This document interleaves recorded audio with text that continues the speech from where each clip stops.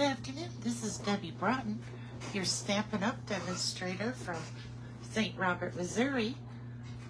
I accidentally closed down my Facebook page on my laptop, so I had to reopen it. So that's what took me a little bit longer, and I am really crooked. So let's see if we can fix this.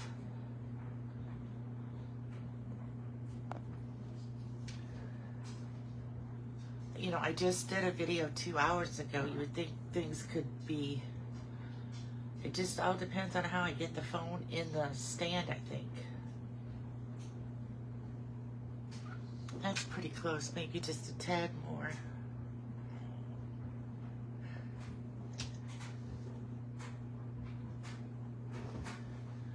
If you're watching, if you could comment, that would be great. I love to hear from people while I'm demonstrating these projects.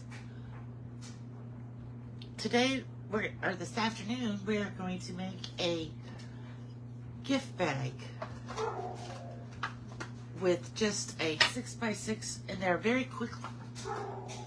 They're very easy, and it goes very quickly to make them. And there's a lot of different things. You can fit 2 votive candles. You can fit, I have this potpourri that I bought at a craft fair, and that will fit in there. I think candy will fit in there. Some, excuse me, Herbie. Maybe you got some specialty tea and a little container or some tea bags you could put in there. There's just a lot of different ideas you could use. So, first I'm going to show you, I did a video earlier at noon today, and I forgot to put the measurements. So the first set of measurements that say day 6, those are for the ones I did this morning. Day 7 is for this little box that I am doing now. I don't know whether you could call it a box or a bag. Probably more like a bag than a box. So let's get started. We're going to need our cutter. And now I'm just using, I have a lot of different mix and match Christmas paper in my holder of my DSP. And so I want to try to use up some of that, because every year we come out with so many other pretty decorations. So I'm trying to use up some of that. So that's what I'm doing today. So first I have to decide what I'm doing, and this piece is not going to work because it's directional, and I have to turn it this way in order to cut, and I won't have the 12. I wasn't thinking about that. So I will show you a piece of paper that I cut earlier. It is 6 by 12, and this one is not directional, so you don't have to worry about how you're going to cut it. We're going to put this arm out because we're going to need to go higher than 6 in our scoring. So first we score at 3 3/4, and then we score at 5 3/4. I made 17 of these the other night for Christmas gifts that I was getting ready for our family Christmas. And now 9 1/2.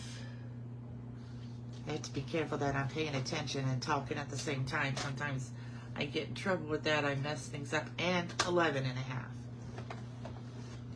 And then you're going to turn it this way, and at the bottom, now if it was directional, you would have to be sure you're at the bottom, but when it's like this, it can go either way. It doesn't matter. But on one side, you're going to score at 2. So there we go. That's all we need the cutter for. This was that really pretty train paper that we had at one point. And on this side, you could also use this side if you wanted to with little diamonds. So we're going to first take our bone folder and just be sure we have all our folds creased very well. And I know I have my bone folder here because I used it earlier. Here we go.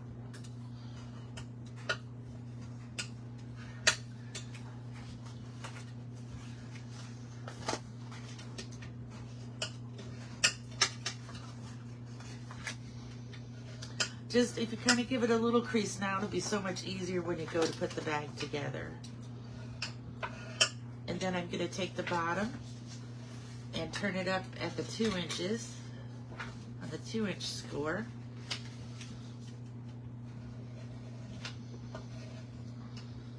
And score like that. Okay, so the next thing we're going to do is cut the bottom. So we need to find our paper scissors, not our ribbon scissors. I have a piece of tape stuck on my scissors. And we're going to cut just off this little bitty flap here, all the way up to the fold line, and cut across. I thought I cut far enough, but I didn't. Okay. Then we're going to kind of just angle these tabs here because it makes it easier when you go to try to glue them together. We're going to fold this over,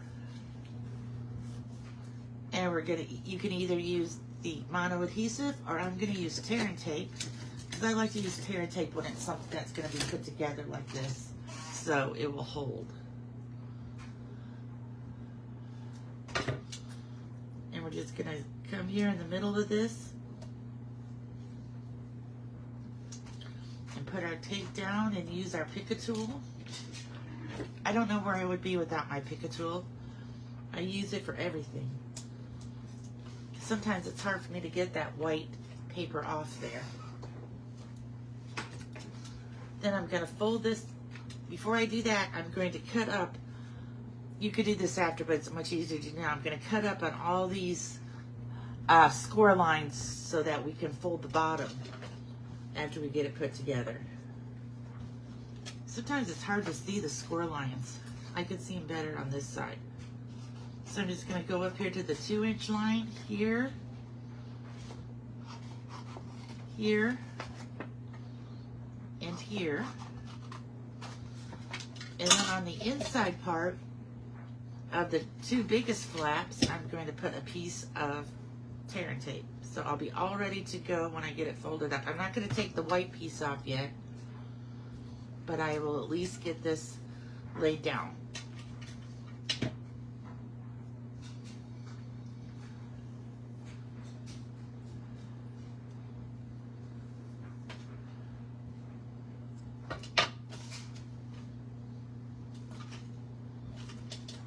Okay, I went over a little bit here, so I'm just going to cut that off. And since I didn't get quite far enough here, I'll just lay it over here. But I'm not going to take the white off yet until I get it together. So now we're going to take this and we're going to like fold it in half. And it should line up exactly with the edge of this tab here. We're going to be sure that it sticks tight. We're going to take it like this. We're going to fold down the 2 small ones. We're going to take the paper off the tape up here. I have just this little piece here, just so I didn't waste it. And we're going to lay that down. Now you don't have to really get it tight right now. We're going to do that after we get this other piece down. Then we're going to turn it, and we're going to get this piece off.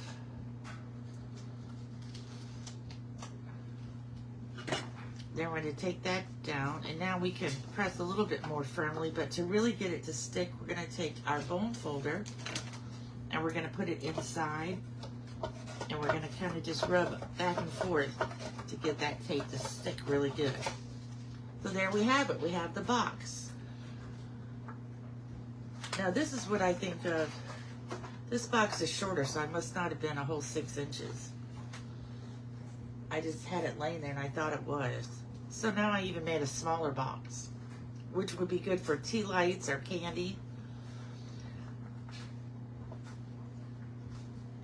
So now let's try to, this is the hardest part to me of the whole thing. And it's just because I have these nails and they don't like to do bows. So we're going to take this and we're going to make this have a long enough tail here to make a bow. And then we're going to take this side and we're going to wrap it around here twice.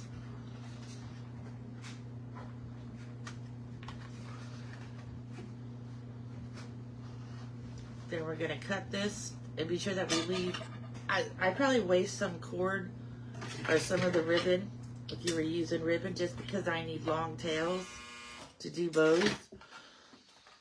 Then we're going to take this and we're going to, you know, cross it over like you're going to start tying. It goes over. See, this is the hard part. You got to remember to keep this loop there.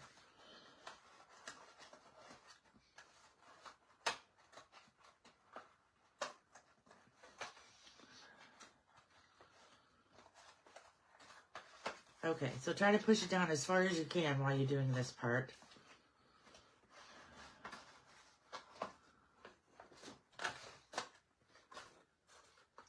Sometimes it just works for me the very first try. Other times I have to do it a couple of times. And of course, because I'm videotaping, I have to do it a couple of times. So now we're going to hold it here with the tweezers. We're going to take this piece. If anything could mess up, it will while you're doing a live video. So we're going to take this piece, we're going to cross it over, make a knot.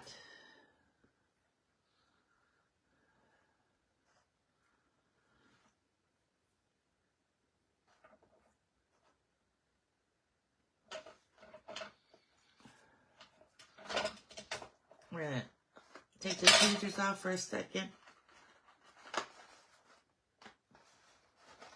First, maybe we shouldn't have.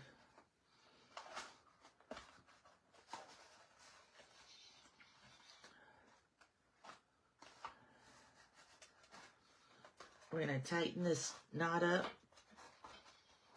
This really is much easier probably for other people. For me, it's just like a whole maze. I'm going to hold it again with my tweezers, and then I'm going to make my bows.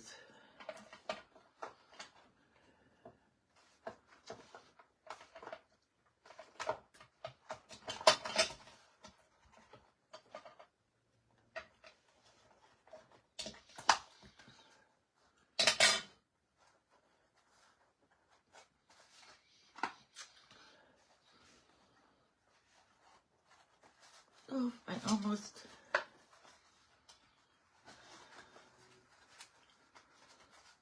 I almost made my bow too big there. I don't want to have to start over. So I'm going to use my tweezers to try to pull this out a little bit longer. And then I pulled it too far. So I was thinking I shouldn't show this project because my bow ability is not good. But we are going to get it to work.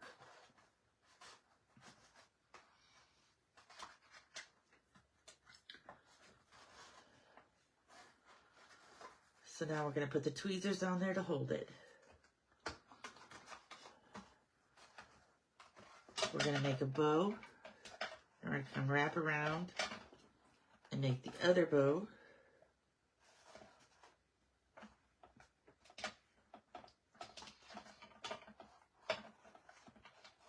I did this 17 times last night, or Sunday night.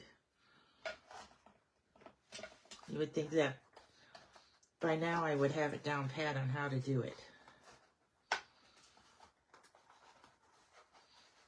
I think maybe when you get older, your fingers just aren't as nimble as they used to be or something. Because it seems like I'm always having trouble tying bows. And this, I can't use my bow maker on this. If I wanted to use my bow maker, I could just tie it around 2 times, tie a knot, and then make a bow and stick it on with a glue dot, which would work too. So I'm trying to get the loops a little bit smaller. Voila, a bow. 10 minutes later.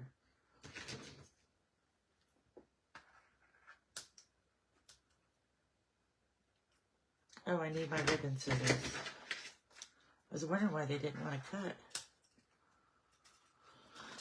So there, now, if you wanted to, you could put a little tag on here. Like I said, this one, I thought I was using a 6x6 sheet. I didn't measure it because I just had it laying there. Or it would be a little bit taller, but you could still fit candy in here, votive candles, maybe even some tea bags. Here's some other ones that I made that I haven't put the cord around yet. This is with the country nest or wintry nest paper. I thought that looked good for Christmas. This is another one of the train ones with all the packages on the other side. And again, you just kind of squeeze it together. You take both sides, push it in, squeeze it together, tie your cord or your ribbon or your linen thread around it, tie a knot, and then if you want to, you can add a tag or just write their name at the very top if you could see the name on the paper. Well, thank you very much for joining me this afternoon, and I hope you have a good rest of your day, and I'll see you tomorrow. Bye.